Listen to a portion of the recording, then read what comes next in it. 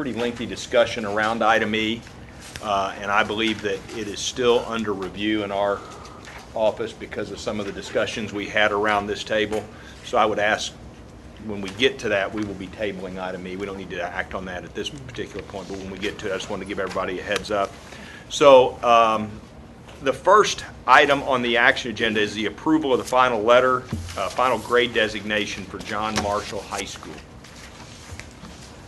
John?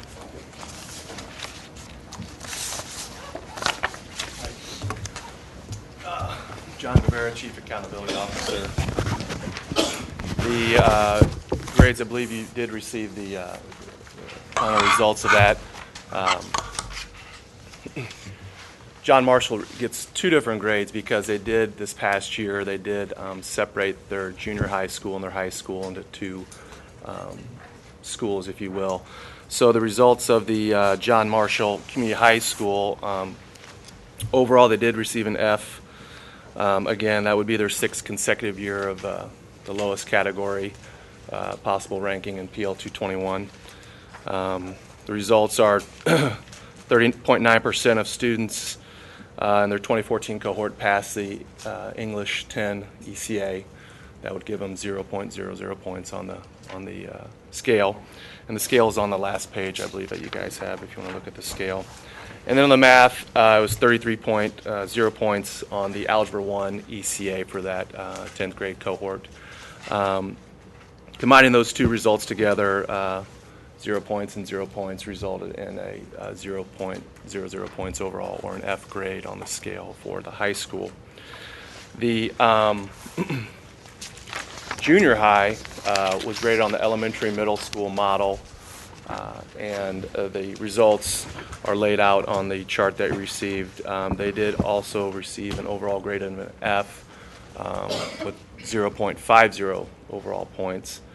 On the English assessments, which would include both iStep, iStar, and iMassed students, 32.3% of the students passed those assessments, which is 0.00 points on the scale.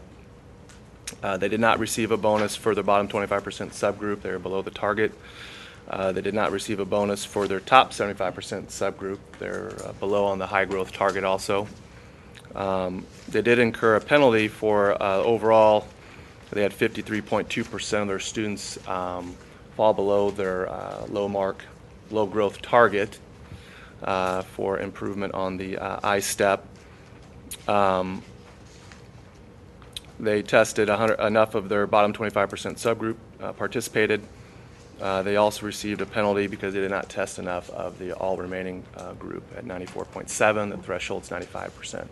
On each English and math, though, you can't have a negative score. So even if you had a minus or go below 0, so you would stop at 0.0. Same thing, you cannot go above 4.0. So the ELA grade was 0.00. On the math, they had 47.1% of students pass the math assessment, iStep, iMassed, or iStar. They did not receive a bonus on the bottom 25% subgroup in terms of growth. However, they did receive a bonus on the top 75% subgroup. 47.8% of their students did hit their high growth projected target, which exceeds a bonus target of 39.2. So they did receive a bonus there, 1.00 on their math grade. And they did not receive a penalty for overall growth. And they tested enough kids in both of their subgroups on the math assessment. So their math grade overall was 1.00. When you average the English 0.00 with the math 1.00, you get 0.50, which on the scale is an F. So I just wanted to say that we mentioned earlier that the rest of the school's preliminary grades will get here in September. Because of the need to act here, we did extract Marshall out of that system and do it in time to have for this. They do have an appeal, so whatever action we take will be pending the, if there is an appeal and if the appeal is upheld. So I just want to say that. But so what we need to do specifically first is to approve the final letter grade for Marshall, obviously pending the appeal, Mike, before we take any action regarding intervention. So do we have a motion to approve the final letter grade? We have a motion and a second. Do we have any further discussion? All in favor, please signify by saying aye. Aye. Opposed? Okay. We are now to the point of addressing the intervention, and I'm going to ask Jim Larson to come forward. I'm going to make a few comments probably after Jim. I also know that the folks from Voyager are here, as well as Paul Vallis, who has been involved in this discussion ongoing, as well as Dr. Johnson from the school district. I thank her for being here as well. So Jim, I'll let you start, and then I'll add when you get finished. Well, I want to echo something that Dr. Bennett said in his opening remarks, which is that at the community hearing for John Marshall Community High School, we truly did hear a substantive, systemic, high-touch, with a plan that was staffed, that is going to be staffed by, is already staffed, I should say, it's already in motion, very highly effective folks with an incredible track record for school turnaround in this country. Some of the really the leading figures of school turnaround. And so I want to commend the district for putting together a plan that not only touches John Marshall, but thinks of this across a K-12 trajectory. Rewind the clock a year ago when we looked at those schools that came off the list, if you will. We look at Marion, we look at Lake Ridge, we look at Fort Wayne. Dr. Bennett and others talked repeatedly about how those districts took a K-12 approach to improving schools. And I think that what we heard from the district was, from Minneapolis Public Schools at the John Marshall hearing was just that, was a K-12 approach to not just improving the quality of education, the educational experience of the students at John Marshall across grades 7 through 12, but also thinking long-term for how we strengthen that K-12 pipeline. Today, how we'll structure the discussion about John Marshall is in 5 areas. I'll talk a little bit about the timeline and go through PL 221 at a very high level. Particularly, we have a number of new board members joining us from a year ago. We'll talk about the intervention options according to that law. We'll talk about the processes that we put in place here internally at the department for identifying, reviewing, and then selecting turnaround school operator and lead partner finalists. And then I'll go through how the recommendation will be discussed, and then we'll get into the actual recommendation. As Dr. Bennett said, we have Paul Vallis and Judy Zimney from Voyager Learning in the Vallis group. As we get into the recommendation, there's also a need for questions for Edison Learning. We have Todd McIntyre, as you know, here as well. So that will be our structure. Dr. Bennett, do you want to chime in here at this point? No. Okay. So let's talk about our timeline. In 2006, there were 59 schools in our state that were identified then as what we called it was academic probation. We're now known as F status. And you can see that through the years, this cohort, if you will, of schools that started to be identified as being in academic probation in 2006, you can see here how that evolved over the past 6 years. And to the point where literally, as of last year, when this cohort was in year 5, if you will, across this continuum, it had been whittled from 59 schools down to 1. So to reiterate a theme that we talked about a lot, this notion of accountability works. I think this slide is a proof point to that and is symbolic of it. And so you can see over time that the number of schools in this status has changed pretty dramatically.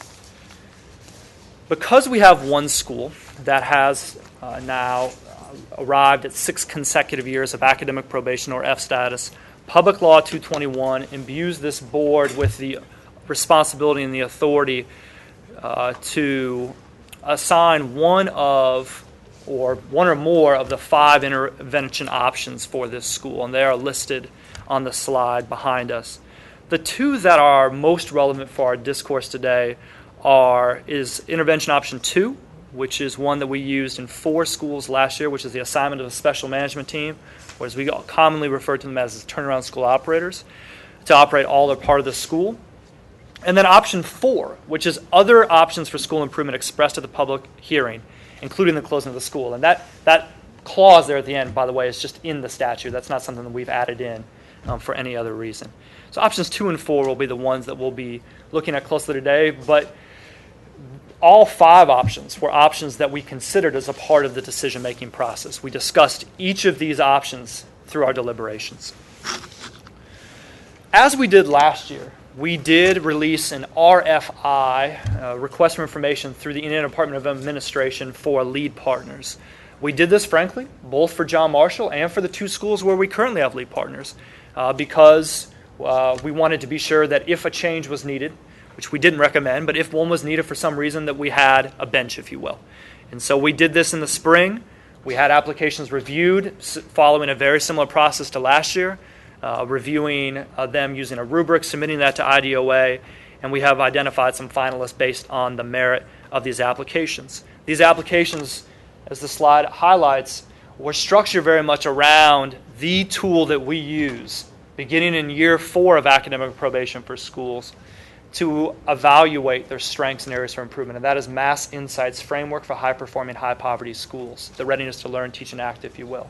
So when we released this RFI, we wanted to say, how can these lead partners address concerns in each of these domains? Because we don't want lead partners that are going to come in and just attack one area, fly in, fly out, and leave a binder behind and come back once a month. As we'll talk about later, we believe that after this last year, we have learned that there are really 4 key elements to successful lead partners.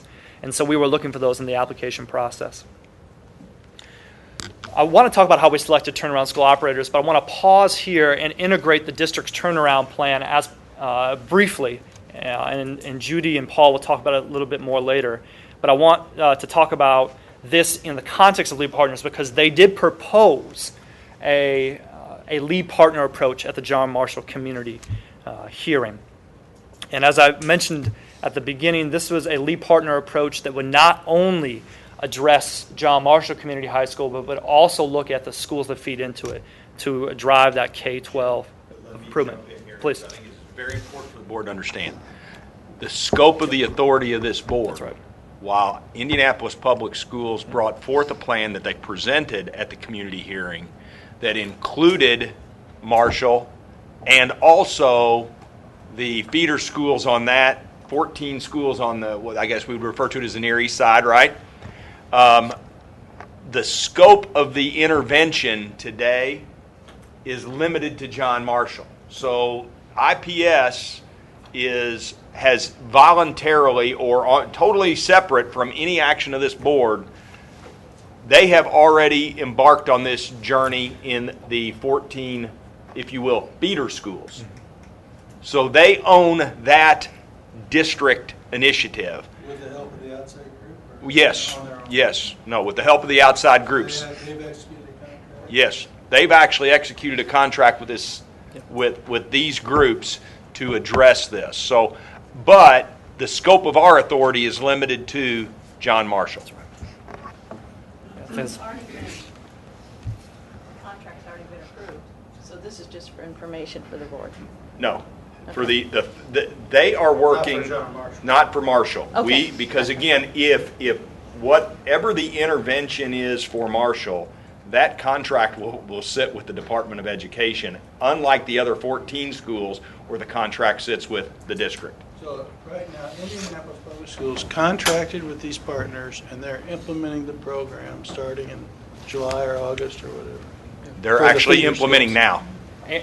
And I would add that they also are, please correct me if I'm wrong, doing this, the work is already underway at John Marshall as well. The clarification to make here is that we have not entered into a contract to do that work because this is the board. That was would on be the- IPS's initiative. Precisely. That's admirable.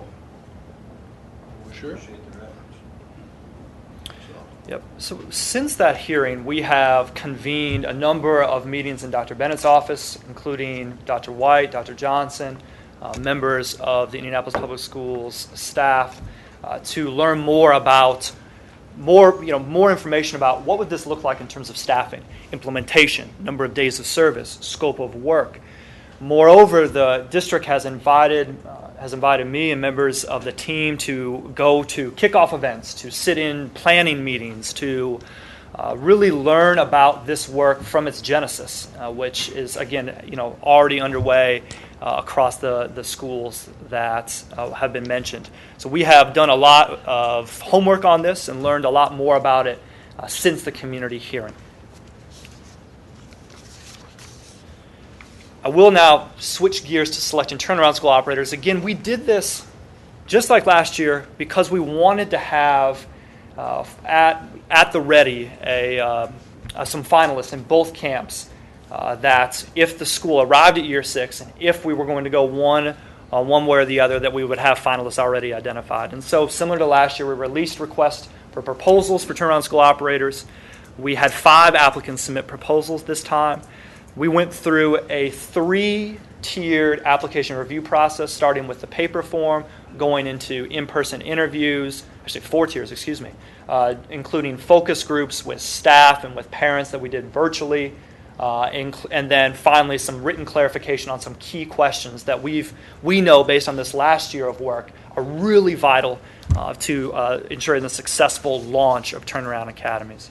And so based on that process, we have identified 1 finalist for our turnaround school operators, and we'll talk more about that later. But I did want to give some color to the process that we've used to identify the folks that we'll be talking about a little bit more later. Our format for the presentation, again, as last year, the documents that you have in your folders and provided in advance are laid out exactly the same as last year. So you have a data summary, both quantitative and qualitative, that looks longitudinally, and you also have the recommendation. The third piece that you have, as it pertains directly to John Marshall, is the final report from the Year 5 visits. So this is the more expansive report based on the Mass Insight Framework for High Poverty, High Performing Schools. And then finally, you have 2 profiles, one that represents the record of success, the track record of success of Voyager and the Vallis Group, and the last one of Edison Learning. And so in the presentation, I'll talk briefly about the data. I won't go into a lot of detail because you have that data in front of you, and I'll answer any questions you have. I'll then talk about our recommendation, and then we'll serve time for questions and answers. Okay. I'd like to begin by looking at, if we could, a table from the data summary, the first page of the data summary. I want to draw your attention to actually what's missing and explain that. You will see that non-waiver graduation rate, the percentage of graduates receiving Core 40 Honors Diploma, and advanced placement exam information is limited or non-existent. That is because, in terms of graduation, John Marshall literally just graduated its first class under the latest launch of that school. And the data, the close for when that data can be reported has not yet passed. So that is something that's still in process and not provided here. Now, the percent of grads taking AP exams, again, you have that listed here in terms of what's happened, but in terms of a statewide context, it's not available. And that's simply because, given that the high school has just graduated its first class since it relaunched, or in this iteration, if you will, that data is not comparable yet from a statistical vantage point. And so I say all of that to then draw attention to the data that we do have. We do have attendance data, and we do have an aggregation of English and math performance. And in sum, without going into the specific percentages, we know that compared not just to the state average, but also compared to the bottom 10% of schools in the state, that across all 3 measures, while there has been some improvement as it pertains to math, again, in the aggregate, if we disaggregated this, we could find areas where at this grade level and this year we saw some spike. We're really concerned for this conversation in the aggregate. We have performance measures that are in the red, and they're in the red because they are positioned below that bottom 10% of all schools statewide. And that is important to note because of the way in which we're proposing we structure the lead partner arrangement that we'll discuss a little bit later.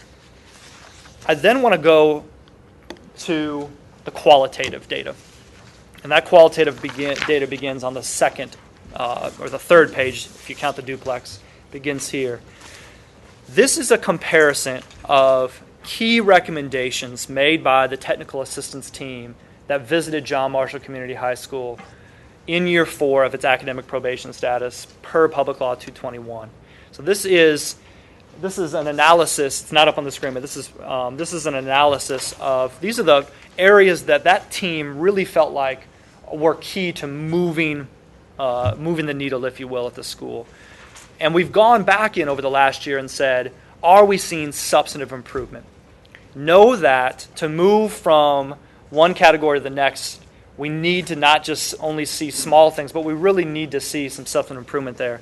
And again, as you can see, while in certain areas there is growth that should be commended, particularly around safety and systems and structures to promote that, around addressing concerns around in-school suspension, around truancy that are expressed here and should be commended. When it comes to what's happening in a classroom setting, while there are some amazing, we call sort of islands of excellence, if you will, classrooms where things are happening at an incredibly high level for students in terms of rigor, in terms of relationships and relevance, it is not pervasive, it is not systemic, and it is broken in a number of key places to drive that improvement.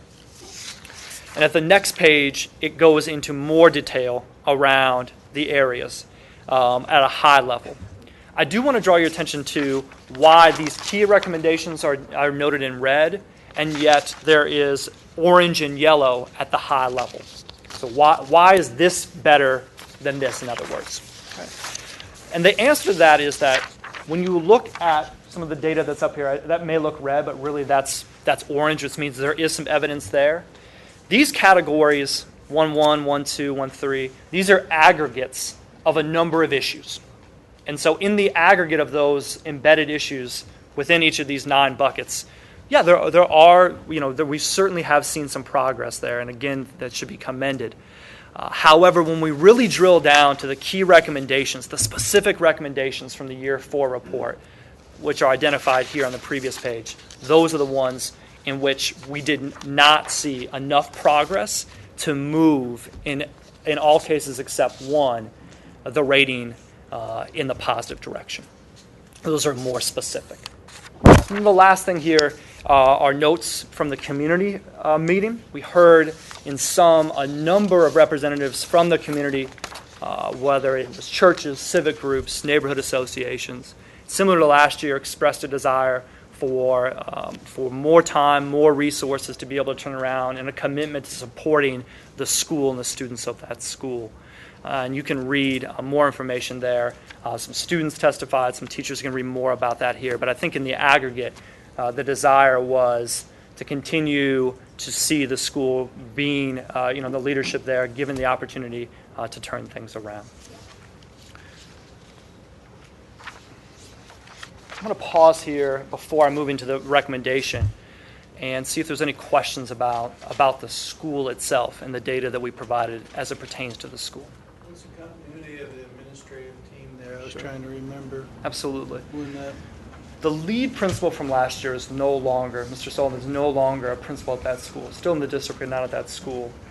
The assistant principal, who had been there for a number of years, I want to say 3 years, Mr. Gray, is now a co-lead principal, along with a gentleman who has come from a nearby charter school to serve in co-lead principal roles.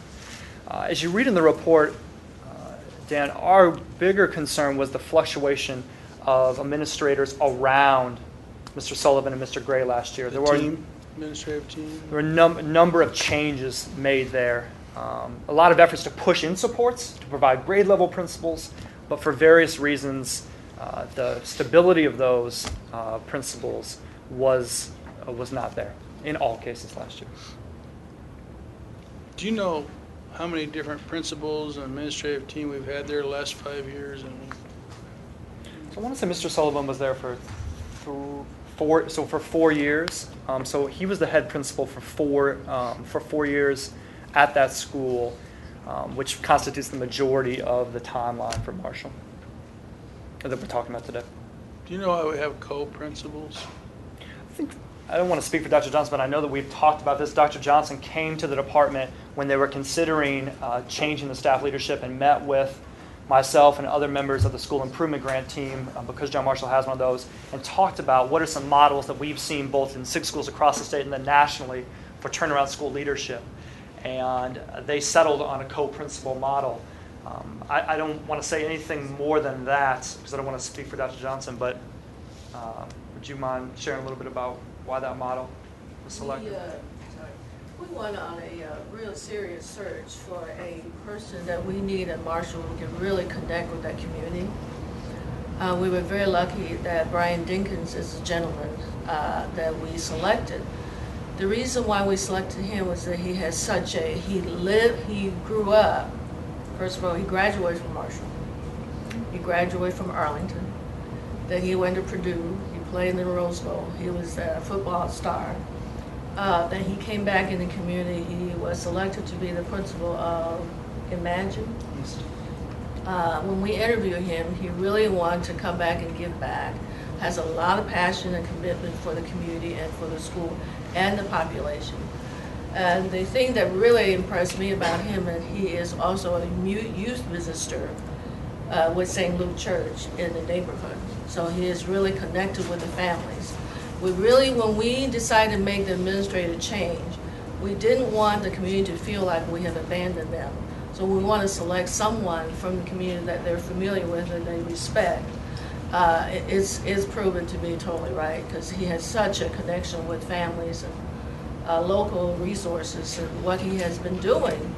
Other than doing the work, the daytime work, the nighttime work, and he's trying to meet with all the community agencies, the Boys and Girls Club, the 100 Black Men, through the church's organization. He's trying to set up mentors for the group of students that actually deserve mentors. So he's done a lot of great things in a very short time. There's an old saying, co-chairs, no chairs. You know, who calls the shots in the day? Because eventually you have to make decisions. How do you do that with co-principal? We carefully mapped out what each person's responsibilities are. What Mr. Gray's major responsibility is school operation, the master schedule, making sure everything goes all right with the facility. That's Mr. Gray's responsibility. With Brian's responsibility mainly deals with community outreach, monitoring the turnaround effort and those type of things, and academic affairs. And they report to, right now, who do they report to? They report to me.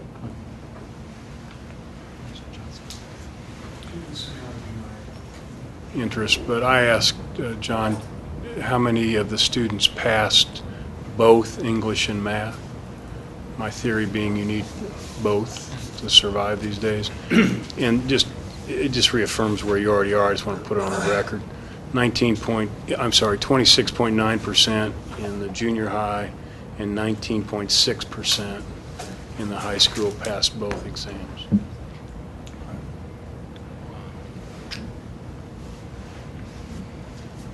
So I think there's a good transition to talking about, the data, both from a quantitative and qualitative perspective,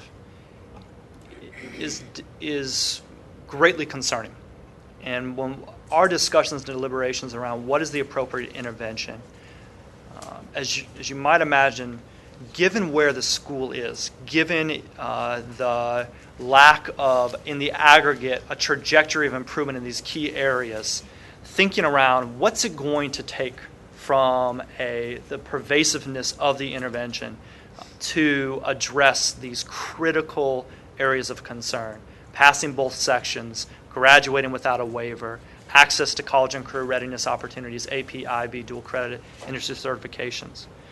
We thought first one of the things we thought about first was this Lee partner approach. And we first reflected upon our experiences from this past year. And in those discussions, we identified 4 areas that we believe are critical to the success of Lee partner work in turnaround schools. This is different work than the kind of professional services that may be associated with targeted professional development in other districts. We had folks apply to do Lee partner work who clearly didn't understand the gravity and the high-touch nature that we were looking for from them to provide these services. This simply cannot be a fly-by-night kind of intervention. And so the 4 areas that we've really settled on and been looking for and thinking about as it pertains to Voyager and the Vallis Group are, one, how high touch it is. So, how frequently are folks in these buildings providing services? This cannot be a one-day-a-week enterprise, period. Is the approach multifaceted? Is the approach not just saying, let's focus on the curriculum, let's focus on classroom and school culture, but rather let's provide a set of interventions that touch the key levers of school turnaround: leadership, instructional quality, student support services. 3, even though it's multifaceted, are the interventions targeted? Are these interventions mindful of what the data tells us are the low-hanging fruit, if you will? Are the critical areas for improvement, as opposed to something that's cookie cutter, that looks the same here as it would look at a school in a different state? And then 4th and finally, are we frequently reflecting and revising the intervention based on what the data is telling us that we are accomplishing or not accomplishing? Are we moving? Are we flexible enough in our thinking to be able to move programs around within the semester, within the year, as opposed to waiting to the semester break at the end of the year to say what worked and what didn't? And so with that in mind, we overlaid those 4 elements with what we had learned about the Voyager and Vallis Group. And I will let Judy and Paul go in much greater detail about this here momentarily, but I'll say at a high level that the 4 elements that we were looking for have been and are addressed in the plan that they are currently implementing and proposing here today. Please. This is, as usual, very, very good analysis and very thoughtful. Here's what concerns me a little bit. Your lessons learned and your development of these 4 criteria or elements are based on observations in schools that are not failing completely. They're based on schools. Broad Ripple had a solid base, a lot of community support, not as good as they thought they were, honestly, as the data revealed, but clearly some things going for it. Washington, same thing, a little less, even less performance-wise, but a new principal who had a lot of energy and a lot of positive approach. So I'm just a little concerned about the ability to translate these lessons learned or these elements in an environment that is much more, sounds to me, and the evidence suggests by the numbers, much more Arlington-like than Broad Ripple or Washington-like. Although, to be fair to Marshall, maybe not the same kind of safety issues. Doesn't seem to be the case. Seems to be a much more safe and relatively disciplined place. But nonetheless, in terms of performance. So I'd like to hear you speak to them a little. And the other thing I'd just like you to clarify is that, as I understand it, because it's a lead partner, not a turnaround, not a takeover. We're working with the same teachers. Does the lead partner have the right to bring in new staff, to let staff go if they're not performing? How does that work? So, please. Can I respond to Yes. those? Because, I think you asked a question. I want to just kind of drill right into the issue. The issue is, and if I understand you correctly, when we look at Marshall, we see results that indicate a turnaround school operator would have been a more likely recommendation than a lead partner. I mean, that's really, in its simplest form, that's really the question. And I think in response to that, I want to be clear about what our recommendation is right up front. And our recommendation is, so Jim, I'll let you go into greater detail, but I just want to put it in kind of very simple terms. We are going to recommend that we move forward with the Department of Education entering a lead partner arrangement with Voyager and Vallis in Marshall. We are also going to be recommending a turnaround school operator that will be prepared to intervene immediately if this lead partner arrangement does not produce the results we have outlined. that's within the legal purview. That Yes. stays open Yes. until we say. So part of this, Neil, to your question is, I want to give Indianapolis Public Schools the credit they deserve for this, because the recommendation they brought to the public meeting was a bold recommendation that frankly could be a good lesson for school districts in the future who look at similar situations. Okay? So, one, we believe the commitment of Indianapolis Public Schools to the success of this arrangement will produce improved results. The second thing is, I can say this without any hesitation because I actually know Paul very well and I know Vernon Johnson very well. Indianapolis Public Schools should be commended. They went out and got the best of the best. They didn't shop around. And they didn't shortcut here. If there is a man in the United States who has a reputation in this area, it's Paul Vallis. So, again, credit is deserved there. So I think what we said was we have a quality turnaround school operator in Edison. Edison is prepared. If the need be, and we do not get the results we expect to get from Voyager, Vallis, and their group, we will be prepared to make a recommendation to move forward. And I think the district understands that. Our lead partners understand that, and that creates another lever and sense of urgency. And I think the school personnel understand that. So I believe, to answer your question, we have tailored, as we've stood strong since day one, we will tailor recommendations that we believe are the best for the children and the school. I believe we have tailored a different recommendation from last year to this year based on what we believe the specific needs are. Because again, I think we have a person and a group who are already engaged. We have a school district willing and committed. And we have a building that is pretty ripe for this particular intervention to succeed. Well, let me just cut. That's very well said, and makes a lot of sense.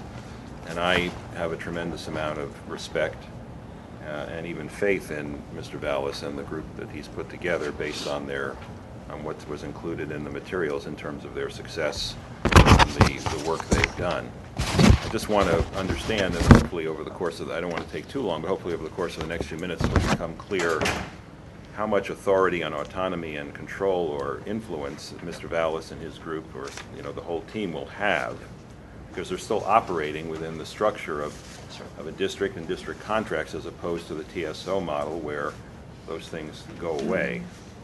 The other thing I just have to say, Tony, and this is my personal opinion, I'll say it and then I'll be done with it. For all this I'm very mixed emotion. I definitely think IPS took this more seriously than they did last year, and I definitely think we need to acknowledge that. At the same time, we've just spent time earlier today, and we spent previous board meetings reviewing how difficult and obstructionist and obstreperous IPS has been in its treatment of the turnaround operators and the ability to help the children of that district in these other schools. And I'm having still, frankly, a little bit of personal disconnect between not particularly wanting to be terribly favorable or supportive of IPS at this moment. I don't see a lot of grounds for doing that. Now, maybe they'll prove me wrong, and you can argue this is a separate case, and I understand that by keeping it a lead partner, they have more skin in the game.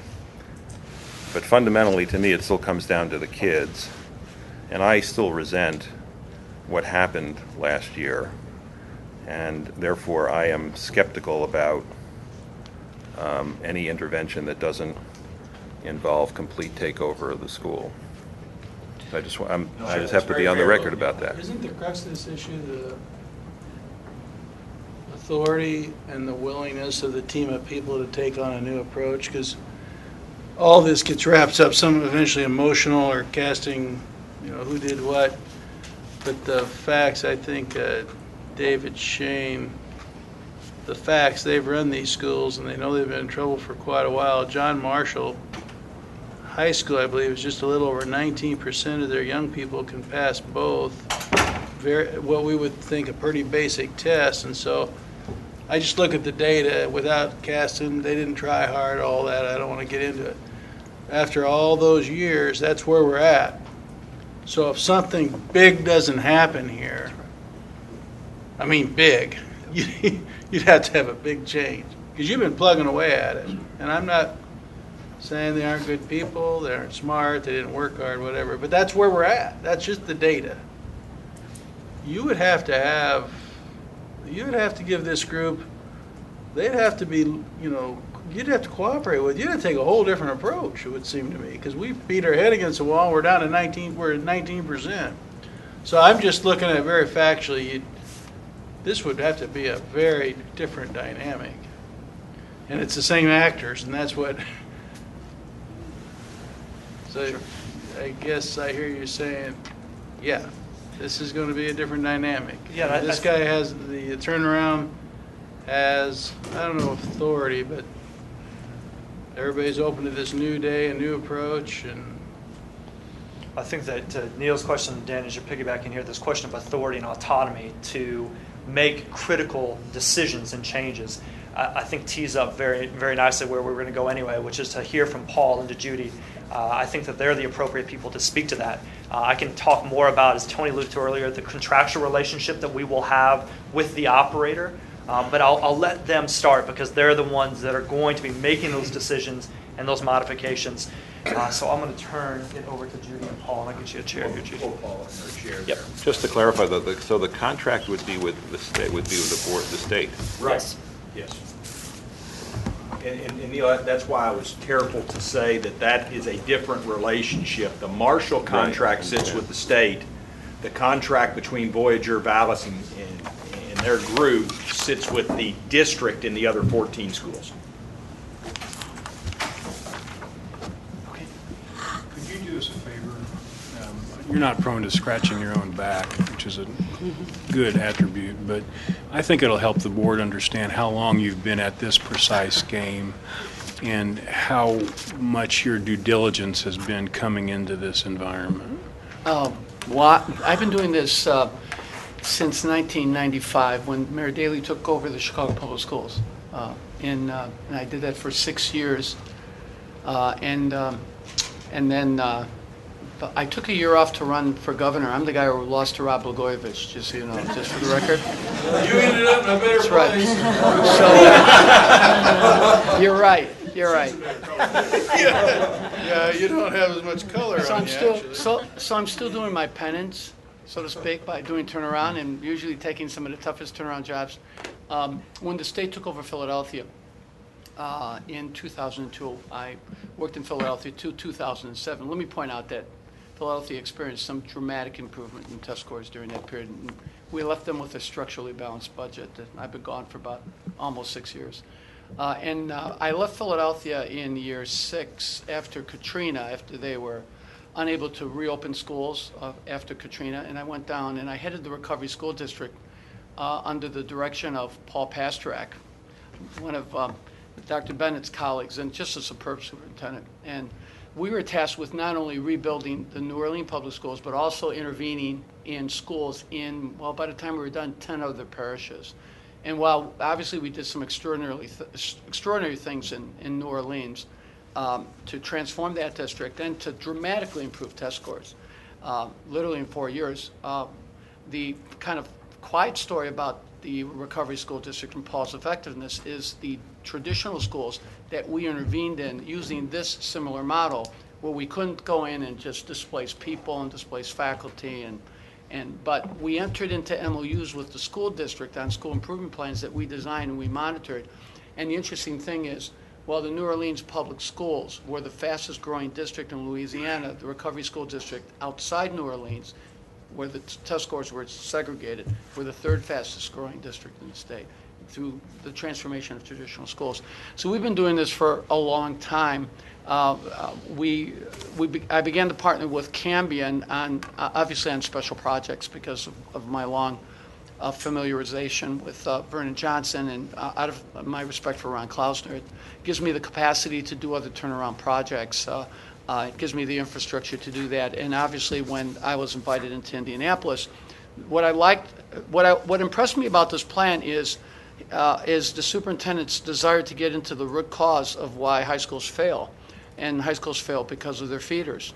And the uniqueness of the Indiana system is because of the ways the schools are structured and because of the way the high schools are structured, students, it's not uncommon for students to change schools 3 or 4 times, thus the massive feeder pattern. So what we hope to accomplish with this initiative is not only transform Marshall, which we will, but also to transform all those schools on the east side, so to speak, that have been long neglected, and to get at this challenge and this problem that mobility poses when you undertake major transformation. So that's what this is the approach. So you have an opportunity here, not only, and this is a courageous thing to do, clearly, and probably with a degree of a great justification. You've grown frustrated at the lack of action, but your willingness to embrace this approach could not only provide you with another tool in the toolbox for transforming high schools, but even more importantly, with the bold initiative on the part of the superintendent, this could be a solution to transform a sector of the city that has his poorest performing schools and have had poorest performing schools for a number of years. Now we go in with the assumption that if we have to recommend changes and personnel changes, we'll be supportive. We will be the first to tell you if there are obstacles to us being successful. At the end of the day, we live and die based on our reputations, and which is why we protect those reputations so vigorously. But if there are obstacles or institutional obstacles that need to be dismantled, we will be the first to let the superintendent know, and we will be the first to come here to explain what those obstacles are. I will make one comment though. Indiana, through obviously the leadership of the state superintendent and his board, have given school superintendents a lot of tools to do a lot of transformation. I mean, there's a lot of tools in the toolbox that are not effectively used. We're going to try to take full advantage of those things. So what's the agreement? I'll let Do Judy. you have an agreement Yeah. and commitment to, somebody can't teach, won't cooperate? I don't know why they would do Well, that, but Before Judy takes you through, the sequence of activities, we have completed the discovery phase. There's 2 discovery phases that we've undertaken. The first was to look at the district as a whole and to actually look at the strengths and weaknesses of the district. Another courageous move on the part of the superintendent. In other words, look at everything from finances to the way they do interventions to the way they recruit, et cetera. Looking at all their initiatives, but the good, the bad, and the ugly, so to speak. Because you can't go in and deal with this number of schools without understanding the strengths and weaknesses of the district. And we're in the process of finalizing our discovery report for the district, and we're going to make some recommendations on district restructuring. But this week, as we speak, our teams are in not only Marshall, but the teams are in all 14 of the schools completing Discovery Week. And what will emerge from Discovery Week is a series of very specific recommendations ranging from curriculum instruction to professional development to interventions to staff changes if that's what is needed. And we will present these recommendations to the district next week, next Thursday, and with our recommended plan of action. In other words, what we are going to recommend be incorporated into the school improvement plans that the schools have got to present to the state. And those plans will be like the MOUs in Recovery School District North. They will be plans that the district, that the individual schools will be mandated to implement. So that is the process, and each of the discovery teams is led by a distinguished educator. They're all veteran principals, and in 2 or 3 cases, I think, veteran superintendents. And the gentleman that we have in Marshall High School, Craig Williams, was director of high school programs for me in Chicago, Philadelphia, and then worked on the New Orleans transition, and has been a superintendent in his own right. He's a current superintendent. And he has extensive superintendent experience in St. Louis. So this is a very very strong thing. They can walk into a school without any bench, template and know exactly within a day or so who's good, who's weak, who's strong, what they're doing right and what they're doing wrong. So that's kind of where we're at. Okay. And the current agreement that we put together with the district and submitted to the state states that in the area of both personnel and budget, especially in regard to SIG funds, that we will have a role in making those decisions with support from the district. So that's how the actual wording in the document that was submitted is worded. Okay. So we'll just kind of take a high-level look, and then you all feel free to ask questions. I'm sure Paul will follow up with more detail. One of the things that you heard Jim mention was that whole idea of high touch. And so that sort of begs for, well, what exactly does that mean? What are you doing? All right, so for us, what that means is that John Marshall will have more than 250 days of on-site support from a variety of different people. Because what we can clearly see already, even though we have just been in discovery in that building this week, is that we're going to have to run a lot of parallel projects because the timeline is short. As you all mentioned earlier, if you're a junior this year or a senior this year, this is it. This is your year. So you can't wait. So we're going to be running a lot of simultaneous projects with people heading up work in the area of graduation, people heading up work in the area of school safety and school culture, several different projects that we've identified. But in general, what do we mean by on-site support? We mean people helping with curriculum. We mean people helping with professional development, all those things that are listed there. Our model, and one of the reasons that we work well together, is that we are very about teaching people what to do. We're about, teaching them to fish, not giving them the fish, but teaching them how to fish. And we'll show you a couple of examples of that. It is intense, and it is very hands-on and rolling up your sleeves, especially for the first 4 or 5 months. But by the time we leave, we want the people that are there to be able to do 70% at least of what we're able to do. I'm sorry, go ahead. One of the models of the turnaround approach has been to use the summer to prepare staff for new curriculum, new ideas, new culture. You don't have that leeway. How are you going to incorporate intense professional development into a school that's also having to teach? It's kind of like changing the tires while the Absolutely. car's running. Do you want to address Sure, that? absolutely. Well, first of all, that's your microphone. Sorry about that. We can hear you. It's fine. I'm getting old, I guess. Sorry about that. Fortunately, there is time in the school calendar to provide for professional development time. What we will do when we make our recommendation is we will identify additional time that we will need, and we will adjust the school schedule both in terms of the hours of the day and the year to accommodate that. So what will emerge is a new professional development schedule. Now, in every single takeover I've been involved in, and in Chicago, I think Mayor Daley told me on Friday that he wanted me to take responsibility for the schools, and on Monday, I was on the job. Of course, in Philadelphia, we literally had 3 weeks to get the schools up and running. And in New Orleans, we had 60 days to build 22 campuses and find 500 teachers. So we're used to moving simultaneously. Schools are opening, you do the curriculum structural reforms, and you do the training.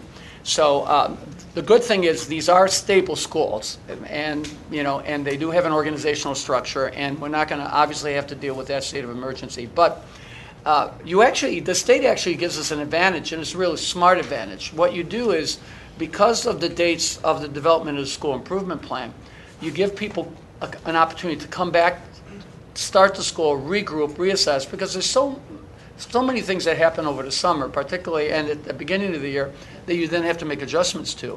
So I think the timing of the school improvement plan with the due date is perfect for us coming up with our plan for the individual school. And then we will make adjustments in the schedule to allocate the additional time, even if it's Saturday training. Even if it's Saturday training, we'll bring people in for Saturday training to basically prepare them to implement the reforms that we'll recommend.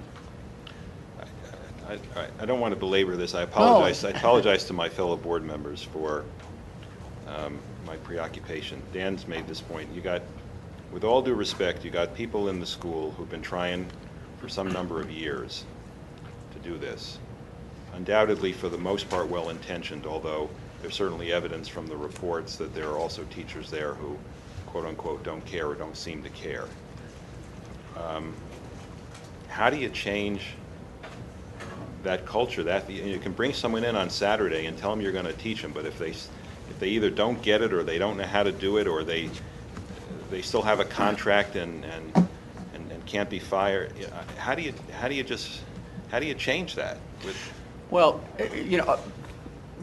you're describing the schools that I've always had to take responsibility for. At the end of the day, when you look at commonalities that exist in high-performing schools, and I've probably chartered more schools per capita than any superintendent, while at the same time also intervene in more direct-run schools and without any labor tension or frustration, because it's not. We're agnostic as to what model works. The question is it improving schools? But there are some essential features that exist in all high-performing schools, whether they're charters or traditional schools. You have really quality curriculum instructional models that are aligned. You're using data effectively to measure student progress and performance. You've got very specific, simple, prescribed interventions. You're training the teachers on the delivery of the curriculum instructional strategies. You're just not giving them esoteric kumbaya training, you know what I mean? The training, so much of the professional development training is unfocused. Where when we train on how to deliver the curriculum instructional strategies designed to drive schools.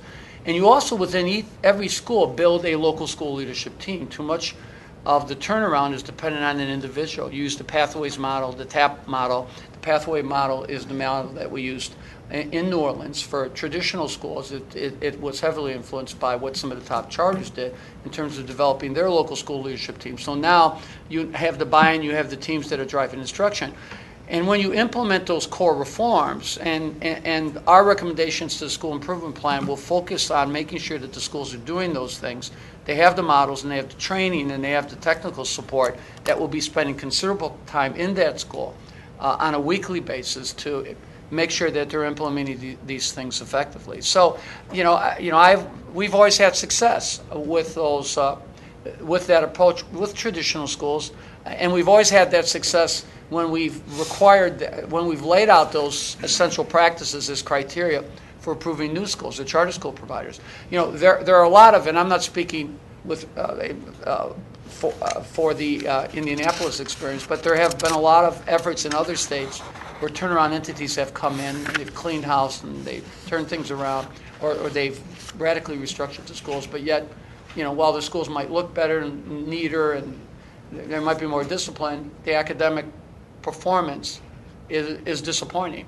So if you have the right model, you can bring about transformation. Now, these schools have undergone just not the high schools, just not the high school itself with their new leaders, but also the feeder schools have undergone a lot of leadership changes. The superintendent has gone in and he's made changes, and so people are coming in and they're looking for a lifeboat, so to speak. They're looking for a model that will work. So I think we've got their attention, and the superintendent has their attention, and certainly with the actions by the state has their attention. So I think that we will get the cooperation that we need from the staff. We've already been in the schools. They're looking for help. The principals, many of whom are new, if not most of them are new, they're looking to be guided, and of course the superintendent is giving us the support to where if we have to go in and make a personnel change or we have to transfer, because one of the things we're going to do, Dr. Bennett, is we're going to, as you know, we all hear about RTI for students. Well, RTI for students is good, but we have a model called RTI for teachers, and one of the things that we're going to do is we're going to use the same data to assess teacher progress so we can rank teachers in Tier 1, 2, and 3, so that those Tier 3 teachers that clearly are ineffective, we're doing something about. And I'm not saying we move them out, that's not what this is about. This is about intervening where we have weaknesses early on, by the 6th week, by the 7th week, so if there are staff weaknesses, we're not allowing kind of the same old. We're providing the interventions that are needed so that no class has inferior instruction, whether it's bringing a co-teacher in or it's getting a graduate student who has content area mastery who can be trained on the curriculum instructional reform, or transferring that individual to another school or to another site or to another location. We will have the interventions needed. So really, after the first benchmarking, we'll begin intervening and making changes and making adjustments that we'll be reporting to you when we provide you with our regular update. You know, I guess when I'll go back to this, Neil, I think that the people at John Marshall, whether, you know, I think they probably, if we went in there, I think they really did care about the kids. And I go back to what you're saying, and this is, I'm a Larry Lazat guy, and he talks about high yield strategies. And he talks about going in and having high yield strategies. Number one is, he makes it simple, teach what you test. In other words, align your curriculum.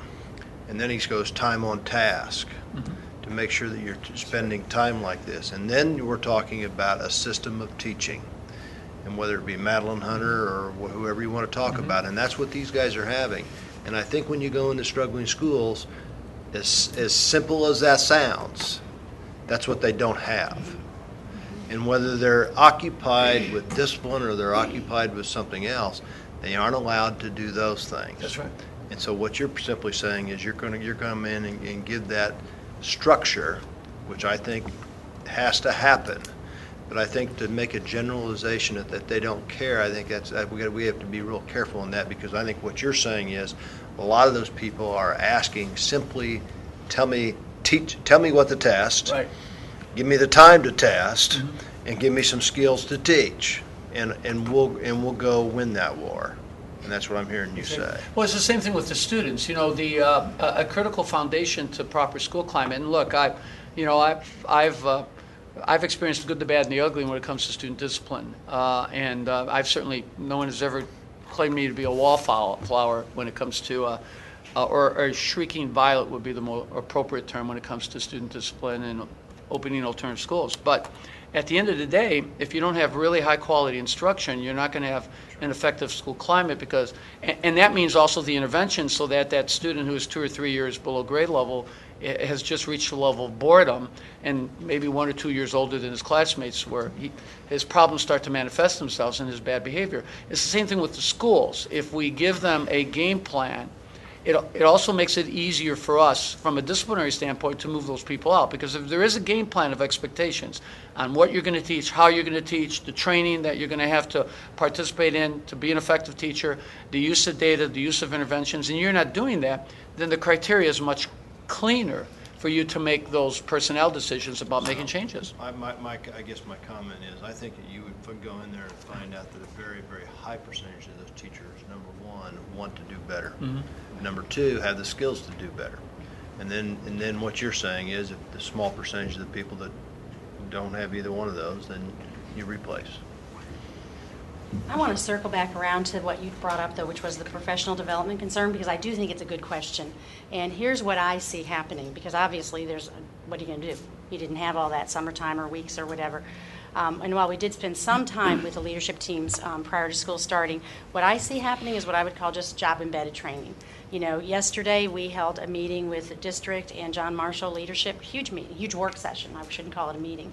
And Craig Williams and I purposefully did a tag team modeling the way we want those principals to run meetings, because we know they're not running meetings like that. And then we talked to them after that meeting and we said, do you see what we just did? This is how we expect you to do it. This is how we expect you to document it. So what the benefit of being right there in the trenches with them is somebody's showing you on the spot. You know, there are things that we've already identified. We're not going to waste, they don't need to go to Saturday training. We're going to say, this is a better way to do this. And I will say that generally their response is, tell us, but it's really targeted, it's really fast, it's really very much job-embedded training, I would say, is what you're seeing as an option. The research that I'm reading is, if you can give an hour a week of consistent, I'm in a school like this, if you can give an hour a week with some consistent focus on things, you'll see growth pretty quick. Absolutely. And it doesn't have to be 6 hours on a Saturday. Right. Well, when a number of years ago, when we first went into Philadelphia, we had no ability to, given the contract, it was a very blue state, we had no limited ability to add additional training time. So every other Friday, we dismissed kids at 1 o'clock, and so twice a week we had everybody together for 3 hours, because we were introducing the new curriculum as the year went on, and almost like segment by segment by segment, and we've found it to be extraordinarily effective. And in schools that aren't in those dire straits, where we're going to a delayed start on a Wednesday, With that 45 minutes to an hour on a Wednesday morning, we're seeing unbelievable, we're seeing an impact. Absolutely. It's continuity of training. It's not that you spend 8 days, 8 hours. It's that you have a pause where you sit back, look at the data, regroup, and then figure out where you're weak. Right. Because a lot of your training is going to be driven by the data. What are we deficient in? What do we need to shore up? If you use your data right, it not only obviously influences your intervention for students, but it also modifies the training that you provide to shore up weak teachers. And we've been using Schmoker's thing about focus and trying to focus in on, and not focusing in on 50 things to get better at. We've been trying to focus in on 2 or 3 things to get better at. Absolutely. So, Absolutely. That kind of give you a sense. Jim had mentioned about a multifaceted approach. And you're right, it's that fine balance between, there's some comprehensive things across the school that in order to have long-term systemic gains, you've got to have some people working on those long-term things that will show gains more slowly, but they're critical, in order to get real gains that will last over time. And then you have to have some things that are more critical, short-term big things.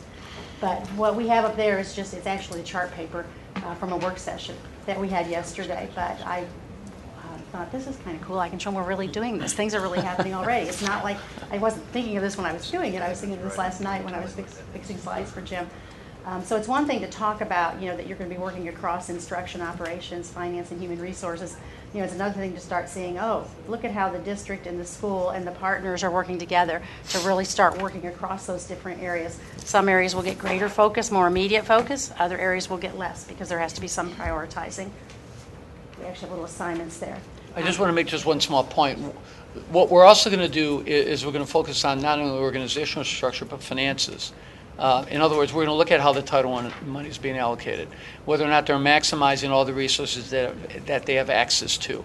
The whole objective here is to emerge from this experience by giving them a financial framework that will allow them to sustain these reforms long term. This is all about building the district's capacity to sustain these reforms, and at the same time giving individual schools the ability to sustain these reforms financially. Another thing that we talked with them about is, you have to have a structure. It's about getting the structures and the systems in place so that the change can continue beyond your presence. And that you have to know your students by name, and you have to be creating success packages for your students by name. So a lot of this is, one, just pushing them a little further than they're used to performing, and 2, helping them figure out how do you do this while you're still dealing with all the urgent things in the building. We talked about graduation plans and how there needs to be a plan for every student. We identified there's actually 158 seniors right now. So the focus is on all 158. It's not on, we're just going to decrease the waivers or anything else. It's really, you want all 158 graduating without waivers. And then if you end up with, 1 or 2 or 3 that don't make it, that's one thing. But your focus is on a plan for all, 158. We're like, gosh, there's 100 people in the school. We can do this. Frequent reflection and revision. One of the things that I really like about this partnership, and I've been able to work with several districts on this kind of a project, it has been the collaboration, very sincere, authentic collaboration with both the district and the state. With everybody taking a piece of the ownership and saying, this isn't about, okay, now we've turned this over to them, they're going to do it. Like next year it's them, they're going to do it. It's about, no, we are collectively responsible for figuring out what needs to happen and make this happen now. I know we've already got a structure in place so that continues throughout the school year. We have the timeline in place. We're already acting on that timeline. Some things that happened prior to the start of school were a district discovery, a summit for their leadership teams, a superintendent's address and rally. We're finishing discovery this week. We'll be making recommendations to the district next Thursday, both in regard to John Marshall and the elementary schools. And we are in those schools. Right. And just if I can make one point, if I could just add, we're kind of using the RTI model for everything, RTI for intervention, RTI for teachers, but for teacher supports, but also we're doing RTI in our school rankings. So what we've done with the data we have so far is we've broken our schools into like tier 1, tier 2, tier 3 schools. So we're allocating, obviously Marshall is the top priority, but what we're doing with the other schools is we're allocating the time commitment based on what tiers the schools fall into. That way we're spending our time and resources most efficiently, and we're concentrating on those schools that have the greatest needs. And lastly, I know this has been referenced a lot, just the fact that our work with John Marshall has been taken over with the district taking a stance from what they call their SCS, the Superintendent's Clusters of Schools. So the work that we're doing with John Marshall actually fits within the much larger plan. And what that looks like for those 14 feeder schools is that there's actually going to be over 1,000 days of on-site support working with those leadership teams and with those teachers so that we can really get some consistency of expectations and practice across both the feeder schools and the high school, looking at vertical planning and horizontal planning. That's one. Okay. So that actually concludes our formal presentation, but questions, yes. Judy. So let me just recap. We have a recommendation, and I just want to state the recommendation again for the record. The recommendation is for the Department of Education to enter into a lead partner arrangement with the Vallis Group, Cambium, Voyager, for the purposes of the intervention of John Marshall. As part of this intervention, the board also is receiving a recommendation that if certain criteria are not met, and we have mid-year benchmarks that we will examine and review. Okay, those have all been talked to, but they've been vetted through the parties. And end of the year, we also have a recommendation that if a lead partner is necessary, that we will enter, or if a turnaround school operator is necessary, Edison Learning will be awarded the school in turnaround if that becomes necessary. And the one thing I would say is I think everyone understands that we won't hesitate to make that recommendation. I think that also ups the ante. Would that require another vote of the board, or would you act on that in a month or a day? By your recommendation, we would probably bring it back to the board, Dan, because I think that would be a fairly dramatic intervention. But I think we want that out there right up front and well stated and clear to all parties that the state is prepared to bring Edison in if for whatever reason this intervention at the lead partner level is not successful. Jim, did I hit the highlights? So can I ask just one question, one technical? Will Edison be in the school this year at all, or tracking what's happening so that they could? And that's something that we've had conversations with Todd and members of the Edison Learning team. And Neil, to that point, it's where we're going. It's one of the reasons why progress monitoring on a monthly basis is so vital, because if we see and bring to you and you agree that there is a need to make a change, we want to be sure that they have the opportunity to go in and collect that data, create the plan, staffing plans, et cetera. So that's going to be something that we're going to be in conversations with Edison and with the board in as a part of the progress monitoring, to be sure that if that kind of a change is needed, Neil, that they have the time to develop that plan, because that'll be important. But Mr. Vallis had a reaction to that question. Can I ask your thoughts on that? Yeah, well, first of all, we're going to present on a monthly basis, but it's important to give us an opportunity to go in and demonstrate. We know what's at risk here. I've had the pleasure of working with Edison and other districts, but the bottom line is, I think we've got a proven track record for transforming high schools, both through the more radical takeover approach, but then also through the less radical school improvement planning approach. And I think it can be, we must be careful that we not have two entities in these schools and create any confusion. I mean, we're going to go in. I understand. That's my point. Just to clarify, there was last time we did a turnaround. We had a transition year where we had the turnaround operator in the school for a year, getting ready and learning about the system and learning about the school and developing a plan. And so, Jim, you've answered that question by saying that Edison would have an opportunity to do that if it became necessary. I mean, I also want to be on the record. I very much hope and wish you great success. I've indicated before my respect for you and your reputation and what you've accomplished in other places. I'd be the first person to cheer and celebrate accomplishments you make. So I certainly hope and wish you great success. I just want to make sure that in the unlikely event that some other option is necessary, that a transition can be effectuated quickly and effectively. So very practically, this will be the arrangement for this year. Yes, sir. like to, I want a motion. You make a motion? Do we have a second? We have a motion and a second. We have any further discussion? I apologize for, Who seconded? Tony. I'm sorry. apologize if you said this when I was out earlier. You all know what you're doing. You've done it before. You understand variable environments. You understand working with districts as opposed to being the district. Well, you've been both. Are you? I just want to make sure. Are you comfortable going in? That's the wrong word. Do you know what you need to know going in, and you've answered the questions you need to answer? Yeah, Because I'm sorry. Let me finish, Mr. Sorry. This is a unique arrangement. At least it's unique to us. It's probably not, in your experience, unique to you. But there's a big bet here. Mm-hmm. We're betting on you, and you're betting on the district Right. to be a good partner. And we're all making those bets because of the kids. I just want to make sure you're come back to it comfortable. Probably a better word. Right. I'm comfortable. That with regard to the Right. your relationship with the district, Yeah. you're getting what you need. Well, first of all, I'm comfortable for three reasons. The first reason is the superintendent has gone way out on a limb on this one. And in other words, he's put his reputation on the line like us. And he said, I'm just not going to do the high school. I'm going to do all these schools that have been struggling in this section of the city because of this complicated feeder pattern, and I want you to fix them all. I'm excited about that because I make no small plans, so to speak. The second thing is Indiana.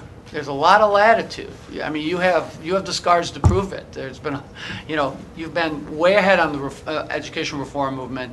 There's a lot more flexibility in this state than I've enjoyed in other states, and so believe me, I mean, this is nirvana for individuals who have worked in states that are more, that you may not think of that way. I've been called a lot of things. That's right. You may not think about it, but the bottom line is there's a lot of flexibility here. And the third thing is, because of your early interventions in the district and because of the data that you've been able to secure, I mean, there's just an abundance of information, more information that we've been able to access in all the districts I've taken over. I've rarely had this type of data, rarely had this type of information to go by. So this has allowed us to proceed quickly and briskly at basically doing so what we're doing here, not only in that school, but in all the schools, is we're building on an infrastructure that you've already laid. So that gives me a lot of confidence, that in the Voyager interventions, it gives me a lot of confidence that we're going to be successful. Thank you. Anything else? We have a motion from Mike, a second from Tony. Any further discussion?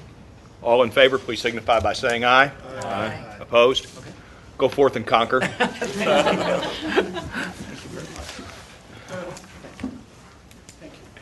Thank you. I'm chewing gum.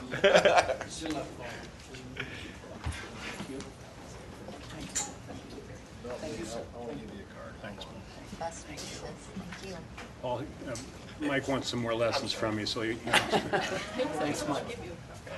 Okay, thank you. Next item on the agenda, Online ISTEP, online ISTEP. tabled from the last Wes, you've got a meeting. very difficult mission to follow. My slides are prepared. Yeah, we're bringing this item. This is the third year that we've come to you and asked to you to assist us in expanding online assessment in terms of the ISTEP multiple choice test. We've provided you with our success from this year. We had a very good year. 331,000 students took the multiple choice test online. 33% of all the schools tested all their students online. 92.5% of the public schools tested students online. And the most important, there are two, I think, key pieces here. One is that there is clear capacity in most schools, not all schools. There are some schools where there, at least based on last year's numbers, there's not enough capacity. That's still where our recommendation still is that with this expansion to all students, grades 3 through 8 taking the test online, That is in schools where there is the demonstrated capacity to deliver it. If there are lack of equipment or lack of infrastructure, we're committed to continue to work with those schools, and I've actually, John Keller and I have had several discussions about seeing how we can come up and, especially with some of the more difficult technical issues we've encountered in a couple of different school districts who really wanted to be testing online but ended up with infrastructure issues, how that the state can become part of the solution instead of just saying it's the vendor or it's the school district solution. Because one district in particular has been, has really struggled with this and was very disappointed that in the end they couldn't test. So our recommendation, we're asking you to require that all students in grades 3 through 8, except for those students who need paper as part of their accommodation, be required to take the test online, the multiple choice part of the test online, if the school has the capacity to deliver it. Second. A motion and a second. Any further discussion? All in favor, please signify by saying aye. Aye. Opposed? Yep. Yes. Sure. It's a good time to do that, Mike. So your state board rule, 511 IAC 5-5-3, put into place a set of policies and a requirement that all individuals who will be coming in contact with the test, so it's not limited just to teachers. This is the test coordinators, this is principals, this is secretaries, anybody who would have access to the test or be a part of the testing process, receive information and training about the appropriate security and test integrity practices, and that they sign an agreement that says that, in fact, the training was delivered to them and that they understand their responsibilities. We rolled out those materials. All the materials and the training video are posted on the web. It was our hope to get everybody trained, but this was the first year. Trained by August 30th. There were some concerns about the quickness and the volume of folks, so I think most of the concerns have been addressed by simply giving people longer time. We think it's really critical, though, that the training take place now so that we're not in a gotcha situation. We're talking about a 12-minute video that explains to folks those things they should and shouldn't be doing, because the majority of issues that we've had that make it in the press, that those few individuals who kind of give a black eye to the rest of the profession are instances that happen throughout the course of the year. So it's important that people know at the beginning of the year what they should be doing and not be doing, and the kinds of materials they should be using and not using in terms of preparing students. Our process also requires that, as a part of learning about the logistics of actually administering any assessment, that this information gets reviewed again. So this is sort of like the first dose, if you will, of the medicine, in that we want people to clearly know what their responsibilities are in terms of general security. We will review that specifically with each assessment, whether it's the end of course assessment or I-STEP, as a part of the training process for the actual delivery of those assessments. So we think certainly the number of calls that are coming into our office with the extension of time has dropped dropped dramatically. There are still some, because it's the first year of implementation, there are some questions we're answering. People are asking some good questions. We're providing some additional guidance, working on additions to an FAQ. But I think the process with that additional time is going well. Are the corporations expected to provide the signatures down here, or are they simply The document remains on file at the school or the school corporation office, whatever you choose. So that does not have to come down. Does not have to come down here. And if a teacher does not want to sign, The teacher doesn't want to take attendance in school, the teacher doesn't want to show up on time, it's a requirement that the board has put in place, that in order to access the assessment or be involved in the assessment, that the teacher has to sign. It's Are they confirming training when they say? yes. They're confirming Awareness. both training and that that they read and reviewed their roles and responsibilities. Why wouldn't they? the notes that are getting from the Indiana State Teachers Association is, talk, because and help me, Wes, because, I've read my stuff, is that if there's a violation of something, it basically says they can lose their license. Yes, true. Yes. It's the law. And I'm just, and so what they're saying is, how thorough does this training have to be? Because if there's something that maybe they didn't pick up in a 12-minute video that was violated, could they still be dismissed? I'm just telling you that's the take that's coming from the State Teachers Association. And so I'm just saying there's a caution coming out of the State Teachers Association that, you want us to sign a document that has 125 pages of guidance in a 12-minute video. I'm just telling you what it says. And is that going to jeopardize, if I were being pursued for dismissal and I've signed this, does that put me at jeopardy because I've signed this? First, Mike, I think first and foremost, I don't think anyone's going to be pursued, so to speak, if they simply give the assessment the way it's supposed to be given. That's, and I think, Gail, if you don't mind me picking on Gail a little bit here, I think we've resolved this at your level through our legal counsel and yours, right? That's my understanding. I think there were a couple emails from the attorney out to the field, and I'll be happy to get those. I think, Mike, we've gotten resolution in the interim with the ISTA with the extension of time and some additional information.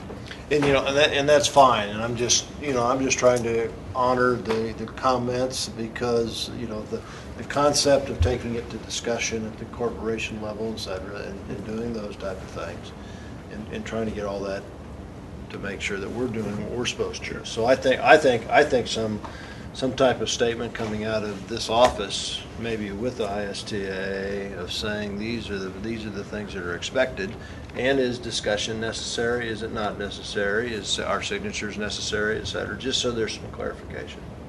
Okay. So did we get approval of the? Wes has what he needs. Yeah, Wes has what he needs. Okay. All right. Item D, approval of recommendations on ISD accountability. This is something that the board's never really had to deal with. The legislature last year added something to 1367, asking the state board to come up with some recommendations for accountability for the Indiana School for the Blind and the Indiana School for the Deaf. You've been provided a memo with some background information. Briefly, ISB and ISD are sort of unique entities in the state. While they're called schools, they are not, by definition, public schools, so they don't fall under Public Law 221. They're not included in what Public Law 221 applies to. Students at the School for the Blind and the Deaf cannot come from a school corporation who has responsibility for educating them. It's the school corporation where the student comes from that has determined, along with the parents, that this is the best program for the student. So we have some accountability issues. Staff from the department met to come up with some information for your consideration in terms of making a recommendation to the Legislative Council. And what you have here is, go ahead. No, go ahead. Is a recommendation, two recommendations. One, that all the student data for students who are receiving their education at the School for the Blind and the Deaf, that student data be used in accountability determinations, both for the School for the Blind and Deaf as well as the school corporation that sends the student And that's there. why I didn't, why would the sending school corporation have to have their scores on their test data if they're not going to school there? Adams Central, we determined that we're sending a kid to the school for the blind. That's fine. So the kid's been at the school for the blind for 3 years, and he's taking tests at the school for the blind. Why would his data come back and count at our school? Because it's the school corporation that has placed the student Well, there. then I disagree with what's being said then. I don't, Because I have had a student that we have Sure. placed here, and other than that initial case conference, do not Yeah. see that student again. yeah. And- Why would that student's in terms scores of end my up scores- on her class list? And I have no idea how a blind student or a deaf student, I guess it's a little easier for the deaf, but I have no idea how that assessment actually works in real time. iStep is done in Braille sometimes. I mean, Verbal? So is there some comfort to the board that the assessment for that student is valid well, and it's the properly? case conference committee who determines which assessment is used. Is the student assessed with iStep, iStep with accommodations, iMassed, or iStart? That's the And- case conference committee decision. So that's the school corporation and the parent making that decision. But the student's been at the school for the blind and the school to deaf for 3 years, but he's gonna come back and he's gonna be on BJ School's test data sheet. I think the argument in the memo seems to suggest that this will create some level of accountability, that the school corporation would be motivated to track the student and to talk to the school for the blind and the deaf about what they're doing. I agree with you, Mike. I don't think that this is the appropriate way to do that. I do agree with the part of the memo that suggests that we basically grade the schools as if they were public schools I and agree. pass that information on to the legislature. I agree with Neil. So I'm not comfortable with the idea of having that information on the accountability score of the sending school corporation. I think that's, maybe we could make a recommendation. I don't, Okay.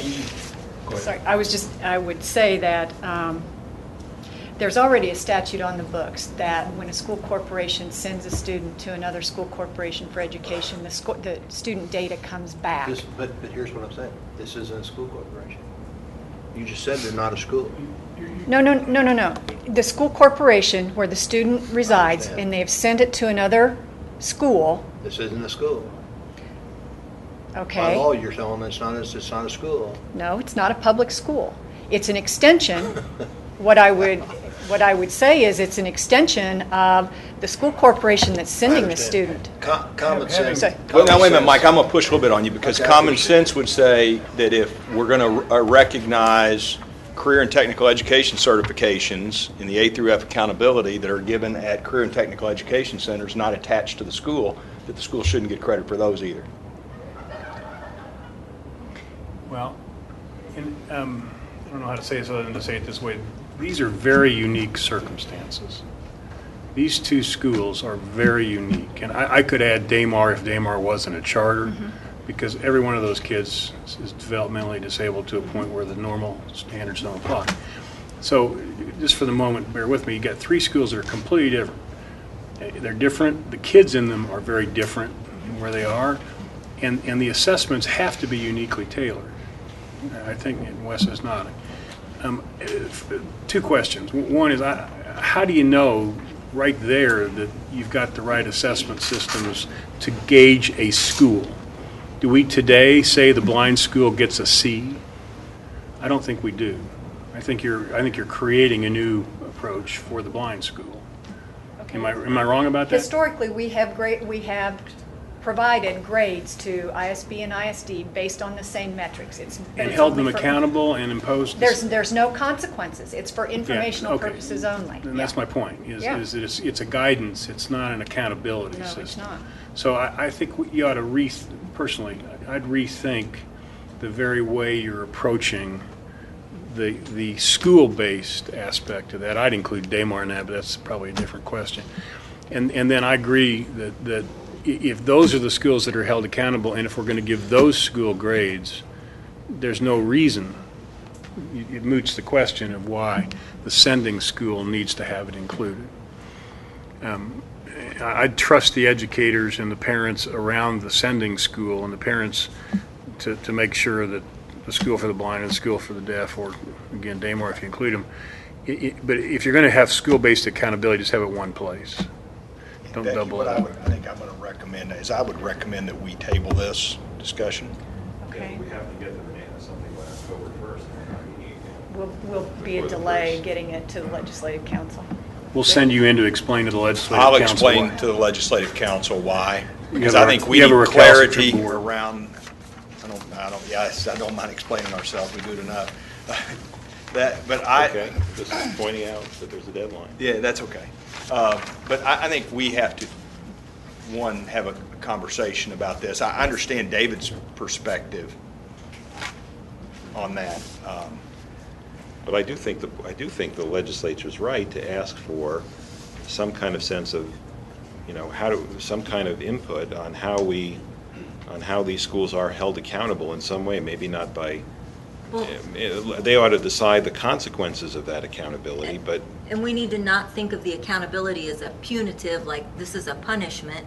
No, The it's- accountability is in terms of if they're not doing well, what can we do to help? This is to help them succeed, the students. And Right, so- but the first part of that is figuring out and having transparent documentation of how they're doing. And I guess right now that's not, is that provided or it's not? It didn't sound like that is provided. It's what provided, Neil, I'm sorry. Information about their performance. Their grade is posted along with every other school corporation, that's it. There are no consequences, this is already a state-run entity. So consequences are clearly not within the board's bailiwick at this point. Okay. They are separately established entities. We're grading without authority to do anything about the grade we impose. Exactly. Oh, absolutely. That's exactly right. But at least we're great, Absolutely. but then the other recommendation is just to let the legislature know, but they could already know if we're grading already, so we gotta do some work, yeah. So do I have a All right. motion to table this? So moved. That'd be a good idea. Second. Second, all in favor? Aye. And while we're in the process of tabling, E is the approval of proposed changes. Again, I think there was a tremendous amount of discussion around the table last month, and we're still digging through that legal interpretation. So I would recommend we table E. We have a motion, second? Second. All in favor? Aye. Good. All right, and last but not least. Pardon me, you can't table indefinitely, so are you tabling this until the December meeting? Yes. Thank you. Yes. December or October? You trying to hold us accountable? I'm just trying to make your We're big action accountability valid. people. Hey, Dan, don't worry, we can table again in December. Approval of the intent to re-adopt 511 IAC 4-1.5 at Student Services. Also move to accept. We have a motion. We have a motion, a second. Any discussion? Question, Yep. I'm really disturbed by the waivers and you know why. This will help us or work towards helping it? It looked like it when I was reading the detail. I'm It's a not. start, Yeah, it's a start. I'm not sure I'm going to say it's going to help you yet. but it's just starting. That's right. Okay. All in favor, please signify by saying aye. Aye. Opposed? Now, board operations, can we go back through the schedule real quick? Sure. Future meetings, what are they? There's no meeting in September. This is your September meeting. We have a meeting October 3rd. The November meeting is actually on Halloween, so October 31st. So wear your costumes. So we've got October 3rd, October 31st, and That's December 5th. October 3rd, 31st, and December 5th. Yes. Do we have a motion to adjourn? Second? All right, who moved and who seconded, please? Mike moved. Dan seconded. Okay, and the vote is It's unanimous. Thank you. What are you gonna do with us?